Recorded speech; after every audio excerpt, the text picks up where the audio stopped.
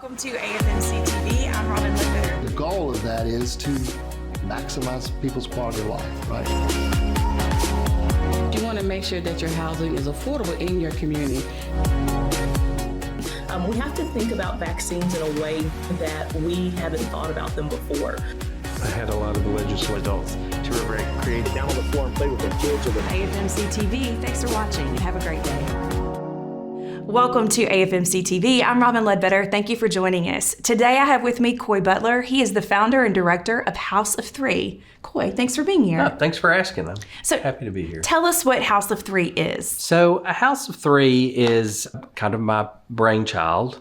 I had worked in the nursing home environment, and things that the elderly people were telling me that they wanted, I didn't feel like could be provided in that environment, and so I established House of Three. And House of Three is home where I take care of three elderly individuals. If you can kind of think of it as a boutique assisted living or a boutique nursing home, very individualized, very driven to what those three people want, and they can feed back to us how they want to live, then we try to create that environment. And there's some core missions, values that drive your work in the community as well. How does all of that tie into the mission behind House of Three? Well, I mean, our mission is to provide compassionate care to disabled elderly individuals as they enjoy companionship and support found in the natural rhythms of home.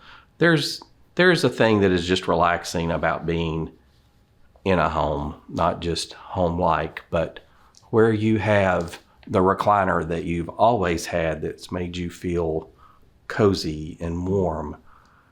They're those type of things that are very important to us, that they can have physical things that are just like home. But as well, them being able to develop and continue relationships that they've always had. And caregivers live in the home with them. So our caregivers rotate out. So they're there a couple of days at a time. It's not the same caregiver 7 days a week, because the caregiver would just burn out with time. But this gives the caregiver 2.5 days each just to spend with those three individuals. And how does your organization connect to health and wellness, even beyond traditional healthcare? Well, I think we can certainly provide some of the traditional healthcare benefits, and home health and hospice can come in and provide a lot of the medical need. The needs we provide, because we're so small, is we're able to pick up on trends or things that are happening. I mean, it's a lot like as a parent, when your child is not feeling well because they're not going to eat that bowl of ice cream or whatever it is. It's kind of the same way with us, is that we are able to pick up on small trends. With the elderly, big things are going to happen. Unfortunately, strokes are going to happen. We can't stop the advancing of dementia, but we can see things that may signal a UTI very quickly before we even know that the urine is strong or what have you.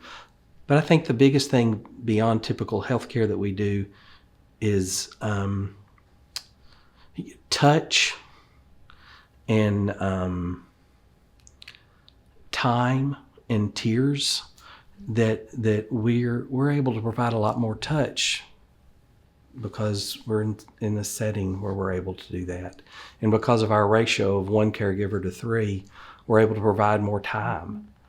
And because of the touch and the time and the connections that are made there, we're able to provide more tears because we've really gotten to know your parent. And is family involvement, it's important, especially from the dementia and Alzheimer's side? Oh, for sure. I mean, and it's different for every family. So what I really like to tell family is we want to do anything that your mom or dad is unable to do, and anything that you don't want to do for your mom and dad. there are some families who are like, y'all are the experts, y'all just do it and tell me about it, and it's okay. There are other families who have been like, it's really important for me that I give mom her bath, so I want to do that once a week or twice a week. And I've had some like, I'm going to be over here 3 times a week because that's what I want to do. I want to give mom. There's other families that are just, I want to paint their toenails or their fingernails or whatever it is. I had one family member, and she loved to cook, and she would just say, oh no, I'm going to bring dinner on Tuesday, Wednesday, and Friday, night. And she would just come and she would cook, or she would tell me what to get, and I would have it there at the house. And she enjoyed being able to cook for her parents or for her father. And so it's really individualized, but anything that the child or the caregiver wants to do, we're going to encourage and support. It really fosters relationships between all three as well. Right. And I mean, I think that makes the caregiver more in tune, and what the caregiver is seeing or experiencing, he or she is able to communicate to the family, which provides better health. But it really binds everybody's heart together, because the families are there and telling the caregiver special things about their parent, or their parent is telling them special things about their kids. It lets us see a much larger picture of the family than what you get in more traditional settings. And how does a smaller, more personalized care model improve health outcomes for residents compared to, say, traditional larger facilities too? Are you seeing a difference? So I don't have a lot of raw data to share with you of like, well, this is the number of falls, or this is the number of hospital visits. Most families tell me that their hospital visits are way down from where they were prior to coming to House of Three. Again, I tell my caregivers, we want to make sure that our residents are eating and drinking, and that it's all voiding as well. And if we can keep a handle on those 3 things, then we're able to see and stop and prevent hospitalizations because of the absence of food or water or voiding. And how do your caregivers train in like specialized care for, let's say, Alzheimer's patients? Is it something that's very specific and catered to that patient? It's very catered to the patient. With the dementia patient, there are some trends that a lot of them have. I mean, the fear of going in the baths and getting in water is something that seems to be a relatively broad problem. But a lot of times it's getting to know the families and getting to know that person and what is going to be the best approach, or what is going to be the motivator, or what's going to be the pendulum that the caregiver can use in order to get the behavior that they need. And sometimes it's just, calling her mama and the grandmother thinking that's one of my grandchildren, for them to change an attitude or a spirit to do something different. Incredibly personalized. Incredibly personalized. And, that's the great thing, because it's a smaller environment. A lot of times in larger environments, you just know the primary caregiver and you're only contacting them. But when the grandchild's coming over to the house, or the sons or the cousins or the brother-in-laws, you really get a bigger, better perspective of what this person's life was like. And what do you think the broader healthcare community can learn from this method?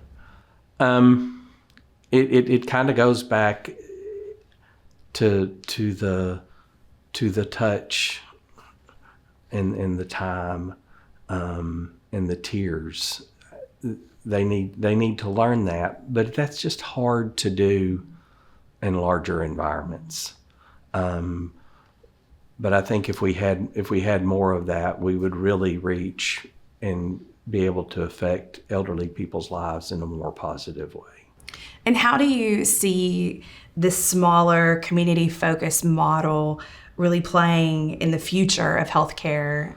Do you see that as a transition? I think I certainly see that as a transition. I started about 13 years ago, and with just one home, and I've grown even here in Little Rock. There's 9 homes, and other people are starting to do this and do it more. Also think in the wake of COVID, not having such large number of people congregating together, that really helped our numbers as far as people not being affected so much by COVID. So I feel like people are wanting more of a personalized, very specific, and I even think, as the baby boomer generation gets older, that I'm an individual. Don't treat me like a mass. So I feel like it'll continue to grow. And what are the main systematic challenges you see in larger facilities that can compromise quality of care? It's hard for me to say because I'm not so much involved in the larger facilities to know what that is. But I do think they need to concentrate on lower caregiver to patient ratios, and being able to focus more time on those. A lot of the elderly people, they just need more time. So in close, what is your message that you want to leave with healthcare professionals and policymakers to learn from the difference that caregivers experience in small homes versus those larger facilities? I think the experience is just so much more intimate with people and with the families, and the caregivers really become a part of the family, and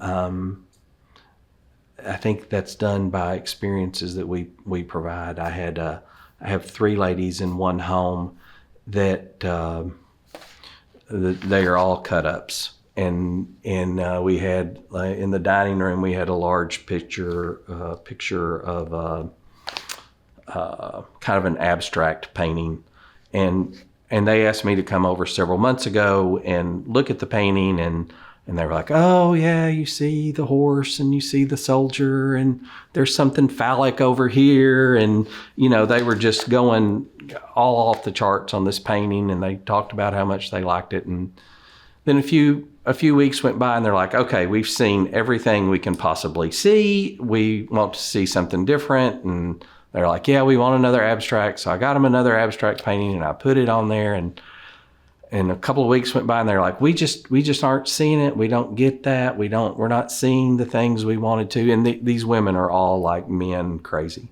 And so I said, well, what kind of painting, what do you want? Do you want me to look for a landscape, or, what is it you want, a portrait? And they're like, oh, we don't care, just something different. We're tired of this one.